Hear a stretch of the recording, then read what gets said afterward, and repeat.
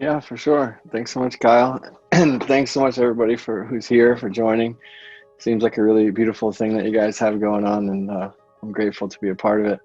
Um, yeah, I mean, I've been working on this documentary, Chasing the Present, for the last 5 years or so. And it kind of, in a nutshell, it's a journey about my own personal anxiety. I was, struggling with anxiety for most of my life, and I wanted to understand how to get to the root of that. So a buddy of mine and I kind of decided, about 5 years ago, hey, let's figure this out. Let's go on a trip and try to see if we can understand where anxiety comes from and what it's all about. So we did, and we took off, and we heard that everybody really got a lot of benefits from doing yoga. So we went to India and did the yoga teacher training, and then we went to Nepal and studied meditation with a lot of nuns and monks and shamans, and then we went to Peru and lived in the Amazon jungle for over a month doing ayahuasca with the local people there. And we did a road trip all across the states and went all over Europe, pretty much went over most of the world, and really tried to see what different indigenous cultures and what different people, that we, like you said, some of these people that we look up to, what they say, how they were able to fix it. And it was a remarkable journey, and I'm super grateful to have had the opportunity to be able to go out and to do that kind of stuff, to really try to understand my suffering. Before I made the film, I would have panic attacks. I guess I'm 36 years old now, and from the ages of 15 to 33, say, I would have panic attacks on a weekly or even monthly basis. And through the things I've learned in the film, I haven't had one in over 3 years now, which I'm super grateful and stoked about. So there was something there, that we learned, and it's for me, what it helped me. I'm not the type of guy that says like this is the answer. Everybody has to do this. I promise you're gonna have no more anxiety. It's everybody's very unique, individual things. But I did find some kind of common threads throughout all the cultures and all the different people that we spoke to that I think do ring true for everybody. Could you tell us a little bit more about the common threads that they all shared? For sure. I mean, I think one of the main ones that I've kept hearing over and over again from everybody was the importance of spending time in nature. And I think it's something that we hear, but how often do we really do it? How often do we actually like leave our phone at the house or log offline or whatever and actually just go to the forest or go to the beach or go somewhere where we can kind of be alone and be silent and be truly connected with nature. For me, I have a lot of businesses. Before I started the film, I was involved in like over 36 projects. I actually made a list of all the different businesses that I was running and involved in, and had 500 employees. I was running 36 different businesses. It's like, okay, this is pretty, this is definitely not lightening my stress, for sure. So when we get caught up in that and just we're in this daily grind every day, just waking up as soon as we get up, checking our Instagram, checking our phones, going into our emails, bam, bam, bam, bam, bam. More often than not, it's negative stuff that's attacking us. And when we get the opportunity to go out and to spend time in nature and to really just connect with that exists, is it's really beautiful, and it can be super calming and super medicinal.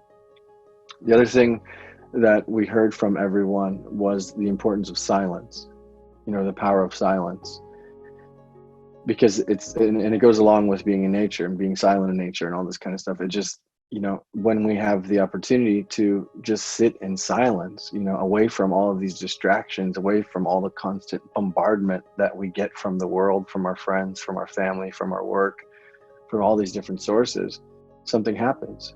And it's not necessarily an easy thing. I mean, it's nothing rocket science, right? Like, I'm sure everybody's heard like, yeah, meditation, silence, whatever. And it sounds easy, right? Just be in silence. But for some reason, when you go to jail and you're a convicted murderer and you're in jail with other murderers, the worst penalty they can give you is to put you in a room alone by yourself in silence. So obviously it can be a difficult thing, especially for people like me, who have super hyperactive minds and are kind of like super Aries and always fiery, and just, my mind's going all the time. So for me at the beginning to just be sitting still in silence was a big challenge. but there's something beautiful on the other side of that. And I think those were really the two main things that I found kind of cross-culturally relevant for all the different people we've spoken to and all that kind of stuff. Thank you. That was fascinating. And along the lines of getting out in nature, um, the food choices, that you've kind of changed your life to be in alignment with are like environmentally conscious. Can you tell us a little bit about that journey? Because I saw your certifications, alchemy, in Bali. Like the menu there is top notch as far as like healthy food. So how did you go from where you were to where you are now? Well, let's see, when I was let's say about 21, I had a cocaine overdose. I was in university and I nearly died. And this is the second time in my life. The first time wasn't from cocaine, it was from a wasp. When I was 15, I got stung by a wasp. I had no idea that I was allergic. And I had to be rushed to the emergency room. I was unconscious and they stabbed me with a adrenaline needle, Pulp Fiction style, and not in the heart, but they gave me the same stuff. And I jumped out of the hospital bed and woke up. And that was a main trigger for my anxiety. And fast forward 6 or 7 years later, cocaine overdose. And I was just kind of doing the normal college thing, partying all the time. And I just realized somehow I was really lucky and I was on the wrong path, So I packed up my stuff. I was 22, 23 years old then. And I moved to Amsterdam by myself.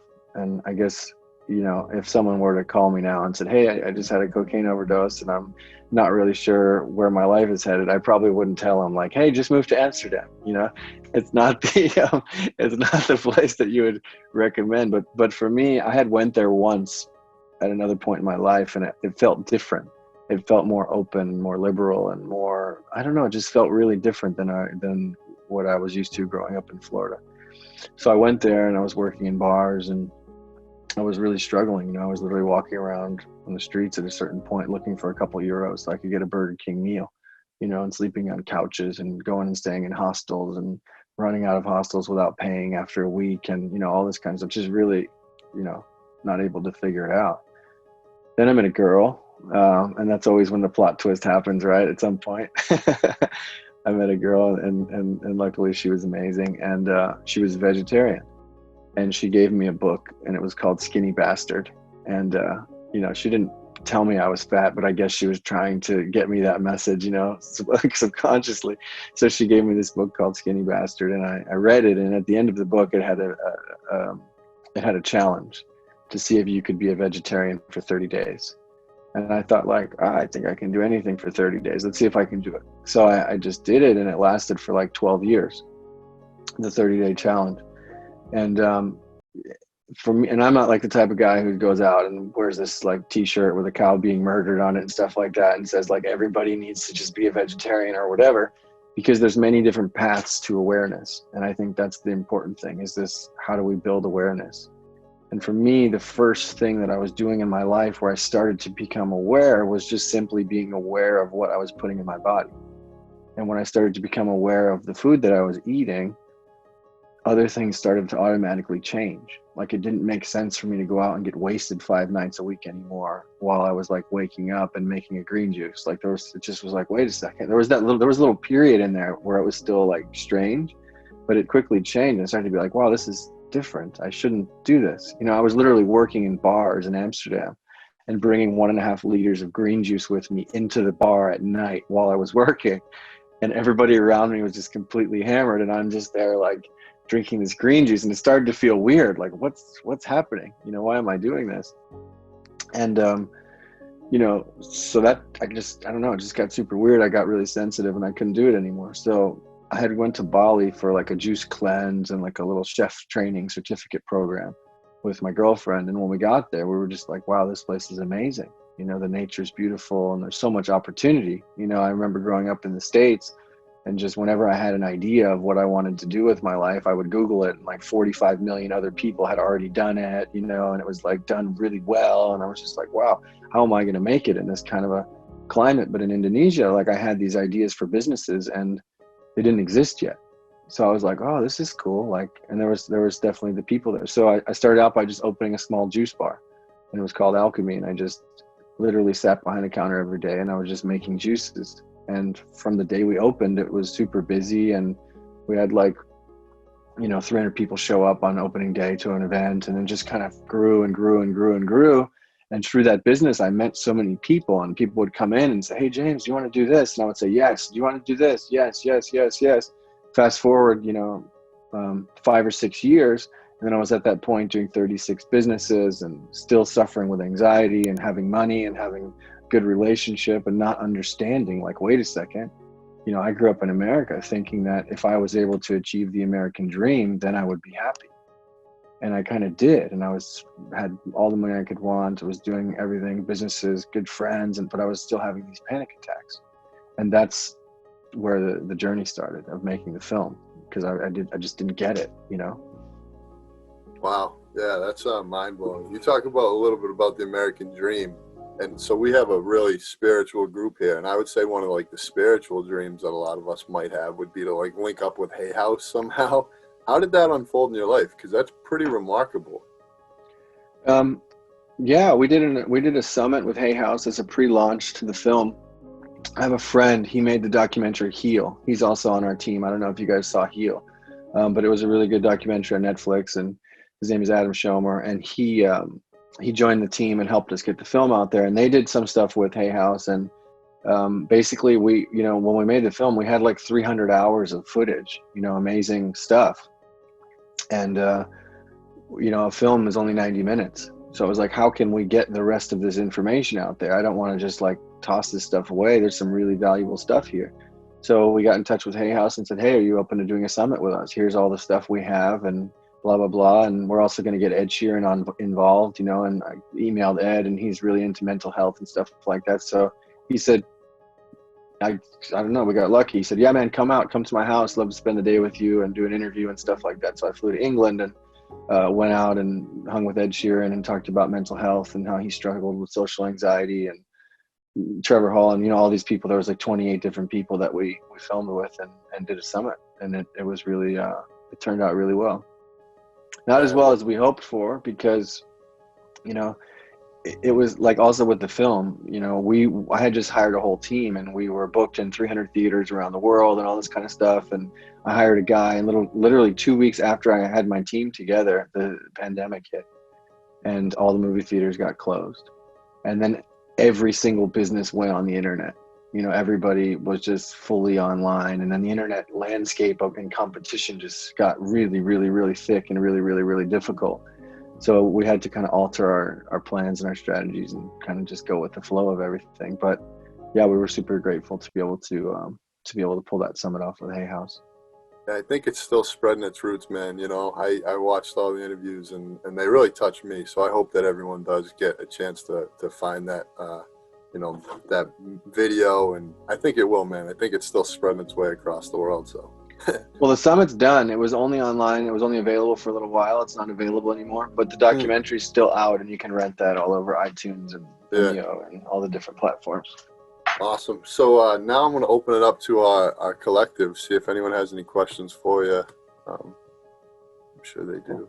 Who wants to go first? Yeah.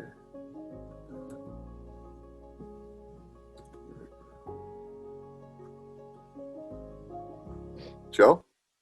You got one more?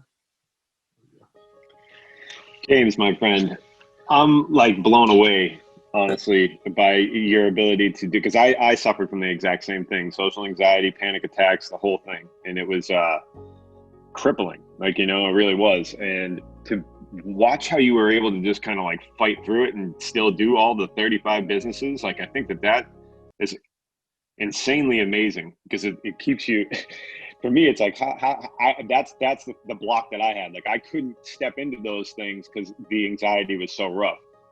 How did you manage yourself through all that stuff? How did you not self-sabotage during interpersonal relationships, having conversations? Were you having panic attacks talking to people that were business relationships? Because those are things I experienced, and it actually didn't allow me to attain the opportunities, because I was a disaster while I was talking to the people that we're supposed to be, I was connecting with or networking with. How did you manage that, man? I didn't really have social anxiety. I was a really social person, actually. But okay. I think in general, I just numbed myself. You know, Mm. I didn't allow myself to feel it as much as it needed to be felt. And then all of a sudden I would be driving down the highway and just, you know, not be able to talk. I would feel like my chest was getting numb. My face was getting numb. I was getting all tingly, you know, kind of like Yeah. that feeling when you do a really intense breath work. You know, I was feeling like that on a regular basis without the breath work. And Well, just like, okay, you know, what's going on? It got to the point where I couldn't even drive. You know, I love driving.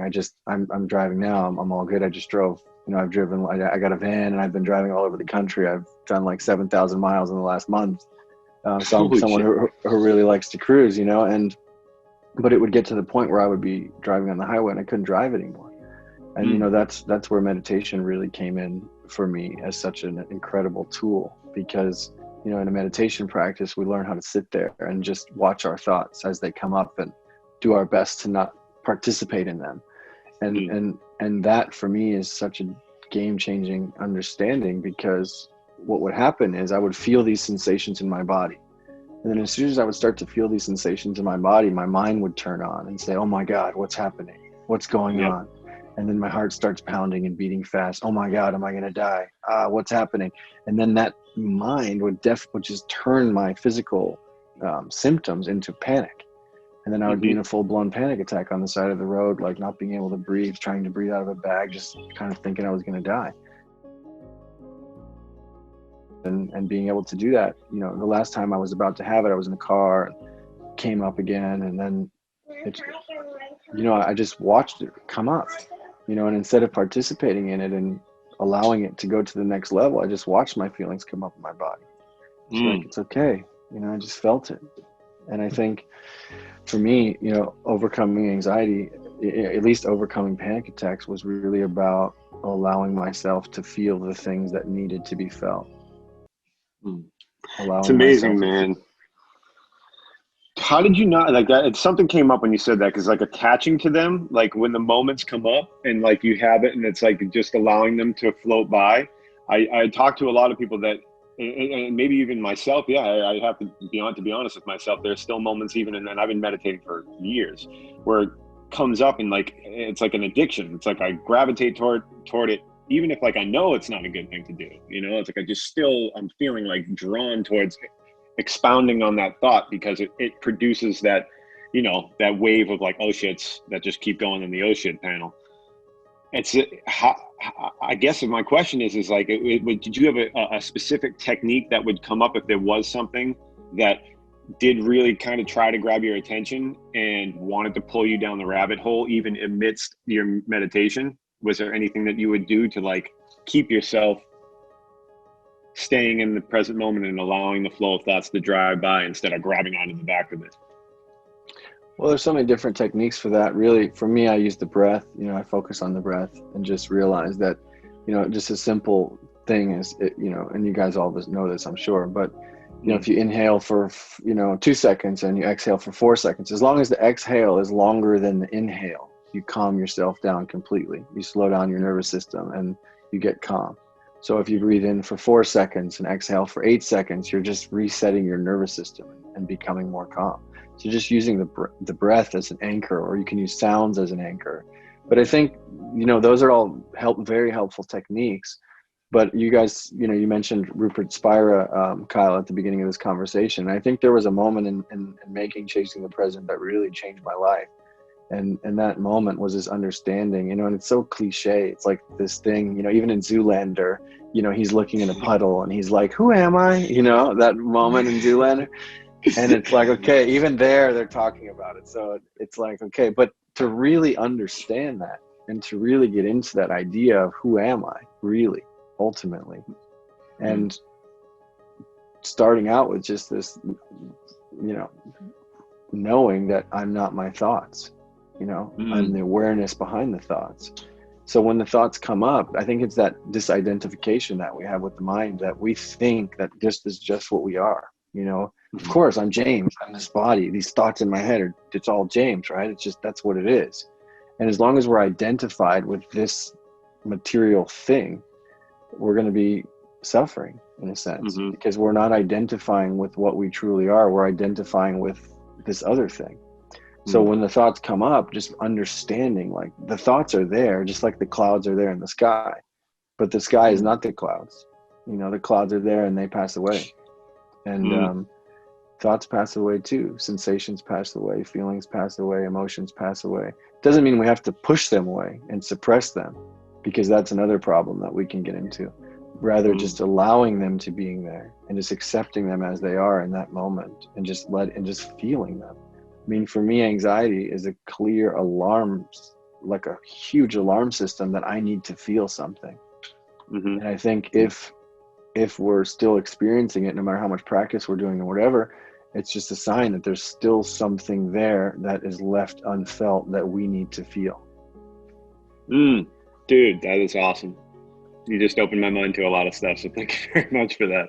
No, it's just my experience, I love it, man. I'm very grateful for you, bro. Thank you so much for diving into that with me, man, because many years of meditation and there's still learning to be done for me, especially when I've just made a major transition in life, moving into a new place. And I think as you do that, like new gates open in the brain, and some new things have come up that I thought were checked off. And now that they've come up, it's like hearing what you just said right there is realizing that these thoughts are just thoughts. And sometimes I just need the reminder. And so thank you. I really appreciate that, James. Thanks, brother. Yeah, man, for sure. And something else I kind of felt, all the different religions speak about it in the same way. The Bible says to pray without ceasing, for example. And for me, prayer and meditation are synonymous. So if we look at that in the way that I would understand, what Jesus would say or whatever, it's to meditate without stopping. It's not about meditating just for 10 minutes every morning, or 1 hour every morning, or 2 minutes every morning. It's about how do we take that meditation practice into our daily life? How do we use that meditation when we're at dinner with 10 friends and everybody's on their phone, posting on Instagram? Is that a meditation? Are we using our life as a meditation in that moment? Or when we're with our kids or our parents or our close loved ones or anybody, and someone's talking, but we're just completely in a different place. We're just completely taken over by our thoughts, and we're thinking about, oh man, forgot to take the clothes out of the wash, or what am I going to do for dinner? We're always somewhere else other than this moment. And I think the more time that we spend in this moment, and the more time we can meditate without stopping, so to speak, the more easier everything gets, and it's very hard. It's very hard to do. And I'm not like some kind of enlightened saint or something like that. I'm also sitting at the table on Instagram sometimes, or my dad's talking to me. I'm just like, oh God, you know what I mean? Like it happens, no one's perfect, but using every moment as an opportunity to connect with what we truly are, to connect with God, to connect with awareness, consciousness, whatever words you want to use, but using every moment as an opportunity to connect deeper with that place is, in my opinion, the only reason why we're here. Dude, that was, yes, 100%. That was awesome. Thank you. Thank you, Joe. I had a question come in via message, which is interesting because we've had a lot of people come on the Quantum Healing Collective without knowing any of that. Like, I know that what's on their resume, but somehow about 50% of the people that come on the Quantum Healing Collective, maybe a little less, maybe a little more, say that they were awakened by plant medicine. So my buddy sent me a message, hey, my mic isn't working, but I'm curious about his experience with ayahuasca and how that helped him through his healing journey and plant medicine in general. Well, first of all, I would say, I don't know how many of you guys, play around with psilocybin or ayahuasca or LSD or whatever. I think they can be very, very valuable teachers for sure. But I would just start as a precursor, like this stuff is medicine. I don't use these kind of things as a recreational thing where it's like, hey, I got a free weekend, let's go take ayahuasca with friends, yahoo. I don't view it as that. I view it as and if you do, there's no judgment. But for me, it's a medicine, and it's a very, very powerful thing. I did ayahuasca 5 times in the course of 12 days, and 3.5 of those nights were the most difficult, challenging, horrible nights I've ever experienced in my life. And on the 4th night, finally, I was able to kind of understand what was happening and have like the best night that I've ever had in my life.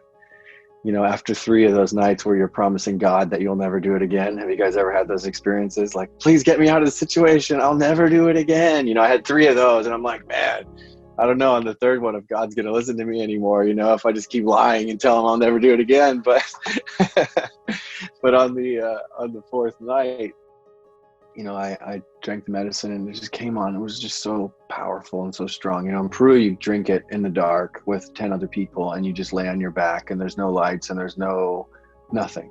And you just deal with your stuff. So I drank it and, halfway through I found myself locked in the bathroom, just like looking at this little candle, really, really like on a full trip. It was really dark, really scary. And I had this thought pop up in my head, and just like, you're trying to be in control. You're in the jungle in Peru drinking one of the strongest medicines on the planet, and you're trying to control this thing which can't be controlled. And I had that thought, which was just like a miracle that I did have that thought in itself. And I went back in the room where everybody else was, and I laid down on the ground and I let go completely. I just completely surrendered to the medicine, completely surrendered to that moment. And everything shifted, everything changed. The whole experience went from a nightmare to just being in pure bliss, just feeling completely connected to everyone. And I had this kind of death experience where I thought to myself, like, I'm dead, like this is death. And there was no fear, no sadness, no nothing about that understanding. It was instead the most beautiful thing ever. So for me, ayahuasca was an incredible teacher of learning and understanding that I'm really not the one who's in control, and learning how to surrender more to what comes up in the moment and what comes up into life. And look, we're all right now in like this crazy world situation of a global pandemic, which like I've never experienced before in my lifetime, and I guess none of you guys have experienced this before in your lifetime either. It's like an ayahuasca for the planet in a sense. We all thought that we were in control, right? Everybody had vacations and jobs and this and that, and everything was kind of in this little way where we thought we were in control of our own universe. And then this thing came in just like, bam, like, you're not in control. Stay at home. You have to do like this. You can't do the things that we're used to doing. And some people are really, really struggling and going deeper into depression, and really having a horribly difficult time and losing loved ones and all this other kind of stuff. And some people are using this opportunity to go internal and sit with it and experience the things that the planet is telling us that we need to feel and that we need to experience. So as soon as this thing happened, I was like, well, this is like ayahuasca all over again. I know how to deal with this. Just surrender. Even though 90% of my businesses are temporarily closed because in Indonesia, they stopped allowing tourists to enter March 15th, and they still don't allow it. And I'm trying to figure out how to have 500 people eat because there the government is not giving anything financially to help the people at all. So I'm definitely in a challenging financial and business situation at the moment, trying to navigate all of that stuff. But I feel okay, because there's not, I can do what I can do, but I can't change the situation. I can't control the virus. I can't control the governments and all that. So you just have to accept what is and surrender to it. And for me, I think that was the biggest lesson and the biggest teaching that I got from taking ayahuasca. Thank you so much for that. I'm sure some other people have some questions. Just give it a sec. And then, oh, awesome, Angela.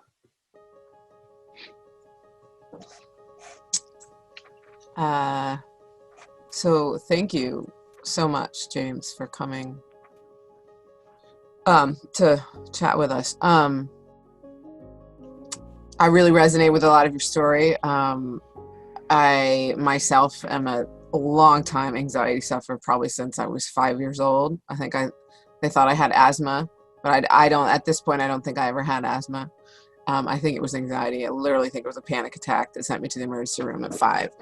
And anyway, so yeah, I do a lot to manage. I've also had problems with drugs and substances. I definitely have experienced cocaine quite a bit.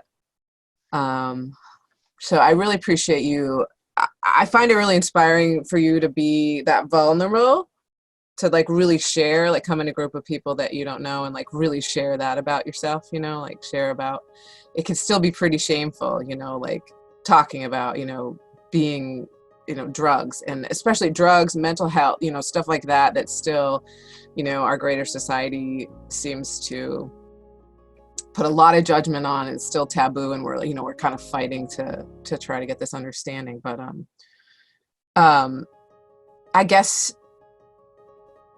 what was the introduction you called James, Kyle, when you did the introduction? Something entrepreneur, like conscious entrepreneur, or what did he? I think I said he's a marketing expert, conscious entrepreneur who's passionate about ethical and environmentally sustainable business. Cool. Okay. So what's a word of advice you would have for a starting entrepreneur in the middle of a pandemic? In general, and someone who really wants to go that route, like really not only create sustainability for myself, but also to use the abundance to help others and to help the world and to live sustainably. And because kind of like what you said, when you'd have ideas and you'd Google it on the internet, and I'm very, very familiar with that feeling. And even as a child, I was always very, very big and passionate, and and I had a lot of people telling me, you can't really do that. You can't really, you need to go to college. You need to have a steady job. And, so I've had a lot. It's taken me a long time to break free from that programming. And it's scary as hell. It's scary, this place I'm in now, breaking free from that programming and thinking about, and planning and thinking about, going out on my own and doing this, really in the way that I want to do it. And so what kind of advice would you have, or words of wisdom for someone starting out, maybe mistakes that you made or anything like that? I would love to hear whatever you have to say. Thank you. I'm not one to give advice, but I can just share from my own life experience of what happened to me and what I did. And, I think how I kind of started, in a sense, was just by getting really quiet, starting really meditating and just feeling a lot, and starting to feel grateful for what I already had. And I think gratitude is a really great place to start. I remember one time, I don't know, 15 years ago, something like that, 12 years ago, I watched The Secret, and I had this thing up in my room, and I was in the closet, meditating in front of this board with houses and cars and all this kind of stuff on it. And while I was doing that, something happened. Instead of trying to meditate those things into my life, I had this understanding of didn't have much really. I had very, very, very, very little, $500, tons of debt, living on someone's couch, and for me, I had this realization of just look at all that I had. How could I be grateful for it? I was just so grateful for the little tiny thing that I had. And I had this feeling, which I can't explain, but it was I felt gratitude on such a level that just I felt this explosion, this opening up in my life. And it was really crazy. And I always trace back to that exact meditation, that moment where things started to progress and get better in my life. So I think really just starting with being grateful, truly, really grateful for everything that we have in the moment, changed my life, and becoming silent to allow that gratitude space to be able to open up, And then in addition to that, I didn't force, I had no idea. I moved to Bali, I didn't go there with the idea to open a juice bar. I didn't do anything. I just went there and I was I have to do something. I don't have any money. But let me just meditate for a few days and a few weeks and just feel what happens. And then I had this idea that just completely it just took me over. And I knew in that moment that that's what I had to do. And I did it. It was so overwhelmingly that's the direction that you have to go in, So I think if we can really just allow ourselves the space to be able to feel these things, that we tap into something that's so much greater than ourselves. And, in that space, there's stuff that needs and wants to be manifested. And if we can really be clear and kind of get out of the way of those messages, then what you need to do will just really, I really, really, really, truly believe that you'll just feel it and you'll just know without any doubt. And then the haters that you're talking about, which there are so many haters around, telling you can't do this, you can't do that, whatever. None of that will matter, just because you'll feel so connected in yourself that, like, this is what I have to do, and I really, really, really, truly, firmly believe that, because that's what I experienced in my life. Thank you. I appreciate that. What can you tell me what, I just, I'm feeling it in my heart when you talked about Bali, because I'm a animal activist, and I was planning on being in Thailand volunteering at Elephant Nature Park this December. So yeah, a lot of these countries around the world, they just, because there's no assistance for them, so all the people that worked with elephant, all the people, they're out of jobs, and like nobody's helping them with food, and nobody's helping the animals, like that. Just what, as a person who doesn't have money to really have a lot of money to give, I give what I can, but like what, God, what can we do? What can we do to help? Like, it's what's going on in Bali? Have you set up, what are you doing? I just would love to hear some positive things about helping the others. I mean, it just reminds me of when I started to make the film, I had this idea of, I just want to help other people. That was the reason why I wanted to make the film. But some red flag went off in my head, and at that point, which made me completely change the whole idea of what the film would be about, which is why I went on a personal journey. Because I realized, like, wait a second, I have yoga studios, I have hotels that are vegan, I have restaurants, I have all businesses actually with the intention of helping other people, but I still have anxiety. So what's going on? Like, I'm doing all this good stuff for the world, but I'm still suffering. And I just totally flipped it around to just being like, I need to help myself first. I need to really be clear. I need to really be getting this anxiety, to a point where I can manage it before I could even think about doing those other kind of things. And I don't know you personally, you may already be at that place, but for me, it was more important to really get to the root of my stuff. And then by doing that, you're helping so much already. Like, really, just by doing that and really connecting with that space, you're helping the world more than any amount of money you could send to the elephants. Really, I mean, for sure. And of course, it doesn't mean we should just go live in a cave in the Himalayas and just help ourselves. And that's great, because there is a point where, it leads into that space of needing to do service and wanting to help other people, for sure. And, I've done lots of stuff. I've been in Nepal and built schools, and, just I do permaculture gardening and pay fair wages, and I have a lot of employees and family stuff and blah, blah, blah, blah. So I do definitely do my part in that. But I think it started me with the intention of just like, it all comes from that place. It all comes from that same place where we're talking about the gratitude and that connectedness. I think the answers to life are all hidden in that place. And the more time we can spend there and tap into there, the more often we'll get the answers to these questions, without even needing to ask. It's just like, you'll just be like, I need to go to the Philippines right now and do whatever. And next thing you know, you'll just be in the Philippines, like feeding an elephant or whatever. And you'll just be like, how did I get here? Like, what's going on right now? Like, am I really, like, wow, And in the meantime, if we don't have the means to do that kind of stuff, we can definitely feel compassion. We can definitely feel love. And I think that goes a long way. Thank you very much. Yeah. Thank you. Thank you, Angela. Does anyone else have a question? In the meantime, how can everyone support you, James, and follow you and all that good stuff?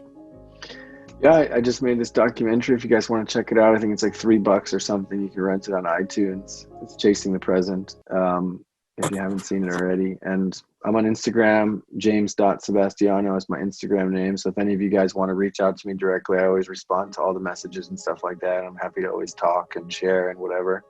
So feel free to reach out to me. I'm there. And yeah. Awesome. And we have our websites, chasingthepresent.com. There's a lot of resources and stuff on there as well. So yeah. And thank you guys so much for having me and for being open and for sharing and spending this time together. It really means a lot to me. Thank you, Kyle, for hosting this and all that kind of stuff. Yeah, so what we do now is we usually close with a prayer. I'm going to try to find it. Kristen's usually here, but I think she got booted off.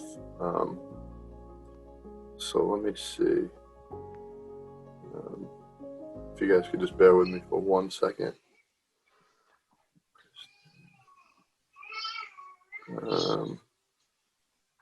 Kyle, real quick, I'm just going to say something if that's all good. Yeah, please. Thank you. James, dude, so stoked about having you here, man. Seriously. I feel like every week someone comes along that just speaks to things that are so necessary right now. And something about your candor and you embody the lessons that you speak, even though I like how you said that you don't give advice, but without actually giving advice, you do it just through your ability to hear what anybody else is having to say, and then giving the answer back in a way that I know you are so involved in the listening process.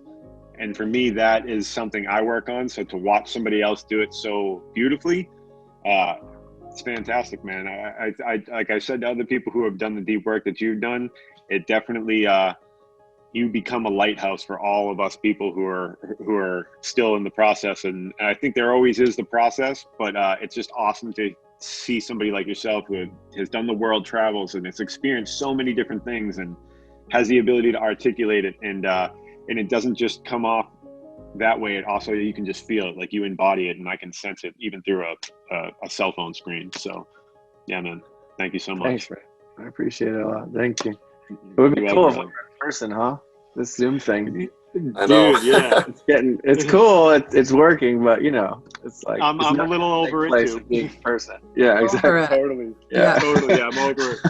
I need high five. I need high fives and hugs. And stuff, man. That's the type of person I am. Yeah. Thank you, man. Thank you. Thank you, guys. All right, so we dedicate the merit of this meeting to all of those awakening at this precious time. May our efforts to better ourselves help shift the planetary consciousness from fear into love. May this energy ripple out into the world and awaken those with closed hearts, illuminate closed minds, and inspire all to live with the presence of compassion and generosity. Thank you so much, James, for your time. Thank you, everyone who came on today. I love you all, and I hope you guys have a great day. Thank you. Thank you guys. Everyone. Love you all too. Thank you so much. Peace out, fam. Later. Have a great day.